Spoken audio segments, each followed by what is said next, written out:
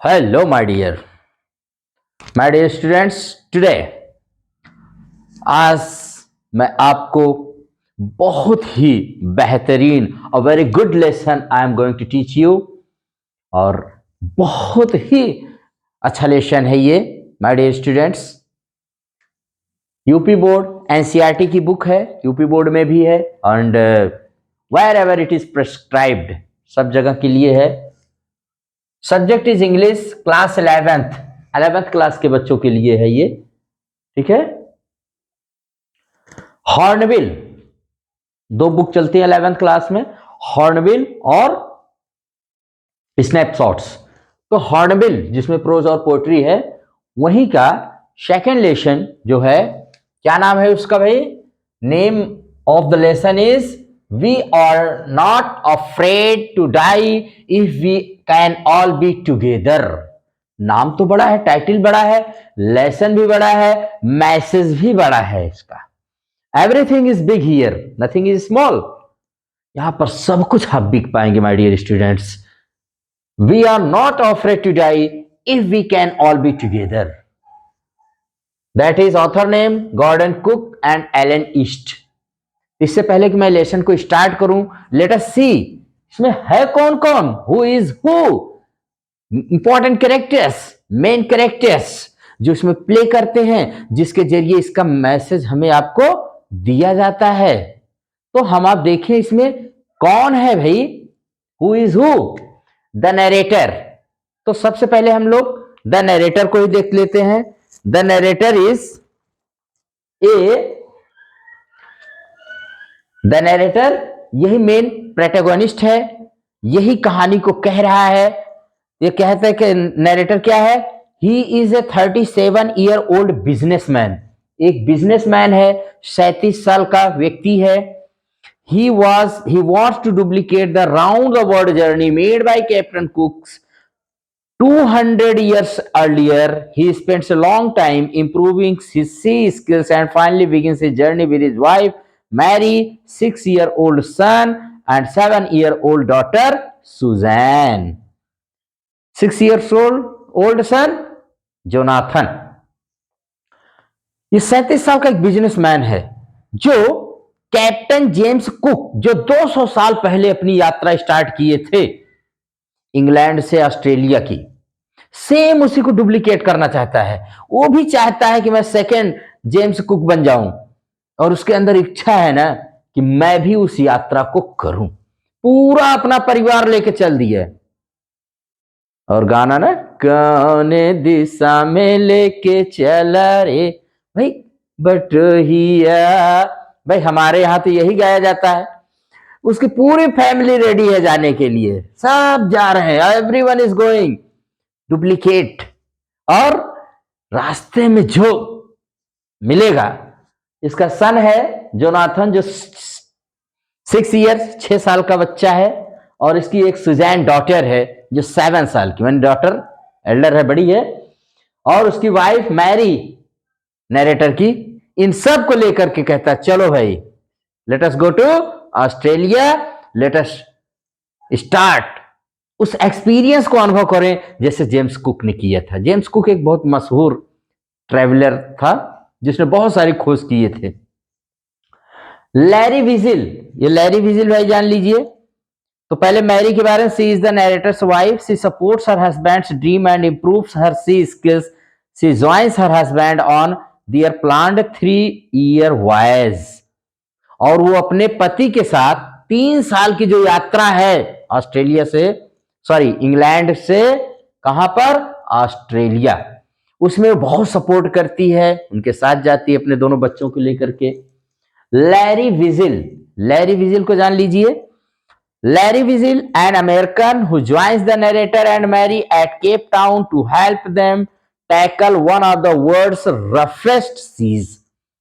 एक अमेरिकन है, एक तरह के सेलर ही है ये भी, और जो उनको Cape Town is a city of south Africa का सबसे नीचे वाला सिटी है, और जो उनको ज्वाइन करते हैं उनकी हेल्प करने के लिए इस दुनिया के सबसे खतरनाक रफेस्ट सी, जानते हैं, साउथ इंडियन सी, भाई हिंद महासागर, जहां हमारा देश ही है, तो उसको उनकी वहां पर कितनी प्रॉब्लम है उसको ज्वाइन करने के लिए हेल्प करते हैं। और दूसरे सेलर हैं, दूसरे इनके मैंने असिस्ट करने वाले, हेल्प करने वाले कौन है? Herb sizzler, a Swiss who also joins them at Cape Town to help them cross the southern Indian sea. ये स्विट्जरलैंड के हैं, इनको स्विस कहा जाता है स्विट्जरलैंड के लोगों को। ये भी केप टाउन में ज्वाइन करते हैं, इनको इनके साथ होते हैं। और दोनों का मकसद है यही है कि किसी तरह से इनको साउथ इंडियन सी को क्रॉस करवाया जाए। ये तो हमारे कैरेक्टर थे माय डियर। अब हम लोग स्टोरी देखते हैं।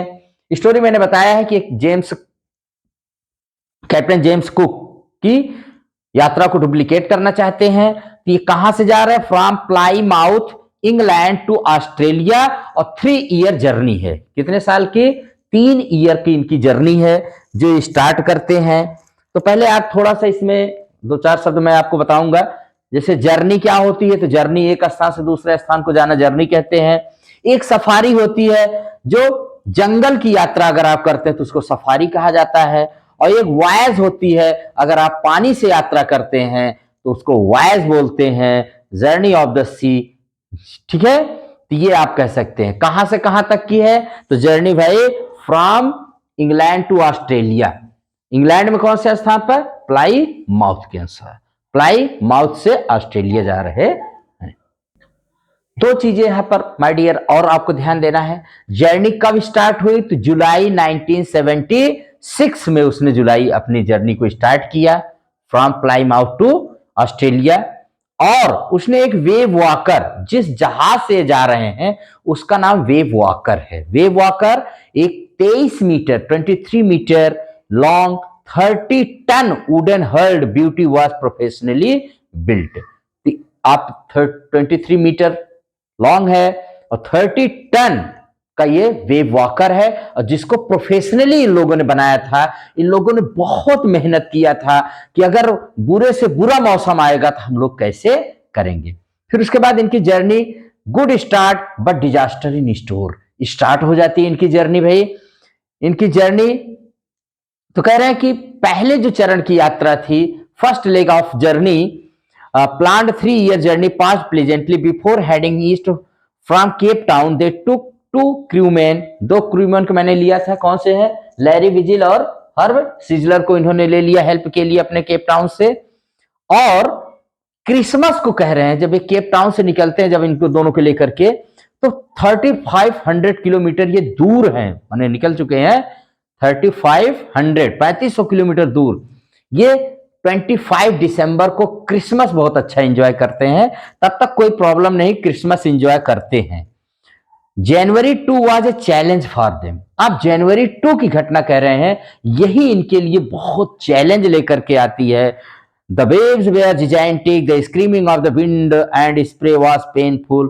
बहुत ही बड़ी बड़ी वेव्स, लहरें आती हैं।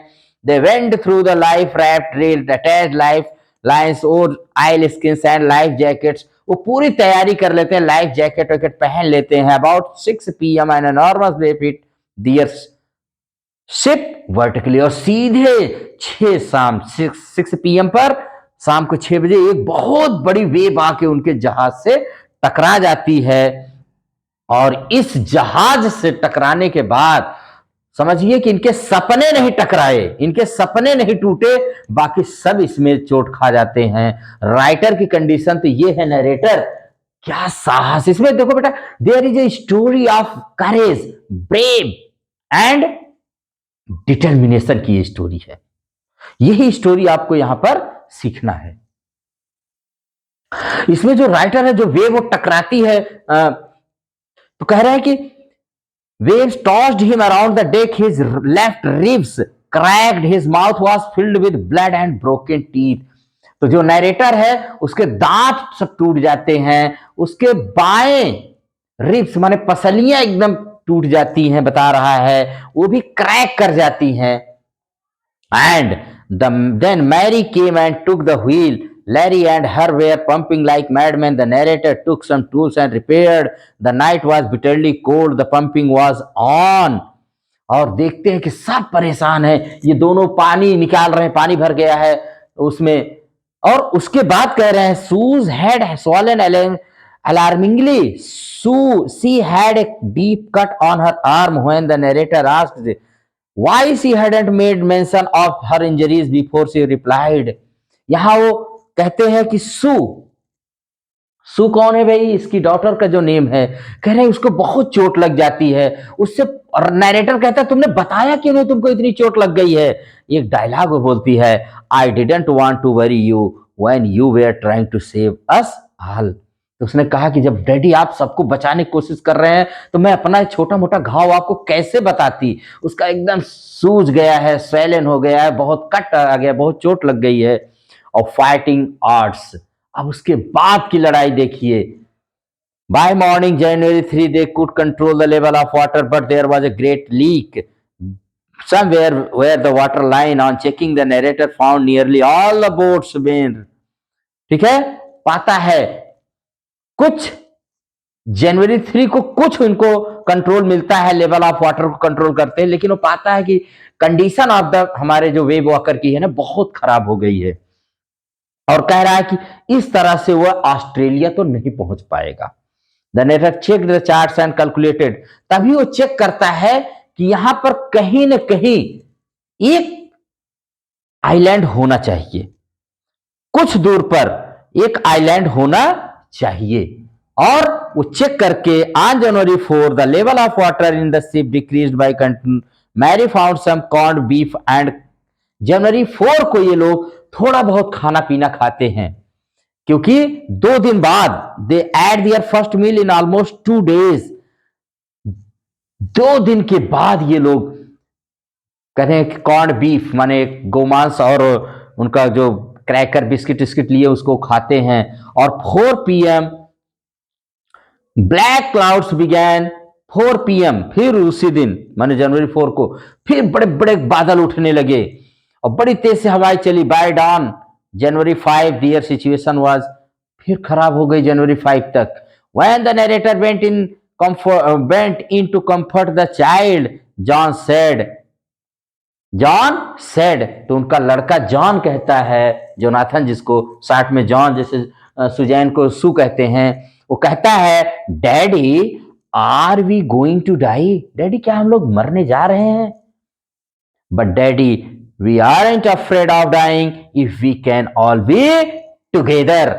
ये टाइटल बोल रहा है there here his son is going, his son is speaking the title of the lesson. क्या टाइटल है? जो कहता है डैडी क्या हम मरने जा रहे हैं, कहता कोई बात नहीं डैडी, हमें मरने से कोई डर नहीं है अगर हम साथ साथ हैं, हम साथ साथ हैं। कह रहा है daddy we aren't afraid of dying if we can all be together. But Wave Walker rode out through the storm and the morning January 6th the wind eased. So drew caricatures of Mary and the narrator and gave him it was a comic relief. और जनवरी 6 को वो तूफान जो आया था उसको cross कर लिया। जनवरी 6 को मैं ये जो है सू अपने मम्मी डैडी का कार्टून बनाती है और उनको दोनों को कुछ राहत मिलती है। और शायद about 2 PM the narrator asked Larry to steer a course of 185 degree. उसने लैरी से कहा ना जहाज को 185 डिग्री पर मोड़ दो।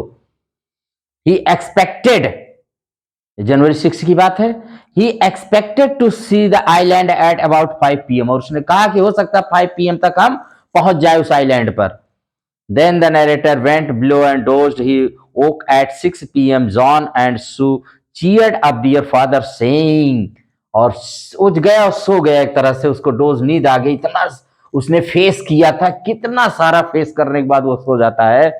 और वो करीब 6 PM पर जॉन और सू उसके पास हंसते हुए जाते हैं और पूछते हैं you are the best daddy in the whole world and the best captain because he found the island. कहता है आप दुनिया के सबसे अच्छे डैडी हैं, आप सबसे अच्छे कैप्टन हैं क्योंकि हमने आइलैंड को पा लिया है। The narrator rushed on the deck, को दौड़ के डेक पे जाता है जहाज के और देखता है bare outline the island, they anchored off shore for the night. Next morning All 28 inhabitants of the island cheered as they helped them ashore. The narrator and all others were cheerful and optimistic around the direst stressed. सब लोग खुश हो जाते हैं, उस island पर पहुंचते हैं और वहां के रहने वाले 28 जो 28 इनहेबिटेंट्स हैं उनका वेलकम करते हैं, उनकी हेल्प करते हैं उनके वेव वॉकर को साइड में करने में या उसको एंकर करने में। और इस तरह से हम देखते हैं कि कितनी सारी मुसीबतों को झेलते हुए दे ऑल रीचेस द, अभी डेस्टिनेशन पर तो नहीं पहुंचे लेकिन एक डेस्टिनेशन जो उनको वहां पर मिलता है वो आइलैंड पर पहुंच जाते हैं। यस माय डियर, क्या आप जानते हैं जिस आइलैंड पर ये लोग पहुंचे जब इनको राहत मिली आफ्टर द स्टॉर्म, इले इले एम्स्टर्डम, और दुनिया का कहते सबसे खूबसूरत आइलैंड था। A piece of volcanic rock with little vegetation, लेकिन दुनिया का सब, क्योंकि इतना सब कुछ इन्होंने फेस करने के बाद भाई उस आइलैंड पर ये लोग पहुंचे थे। तो this way my dear students, हम कह सकते हैं कि this is not an ordinary story.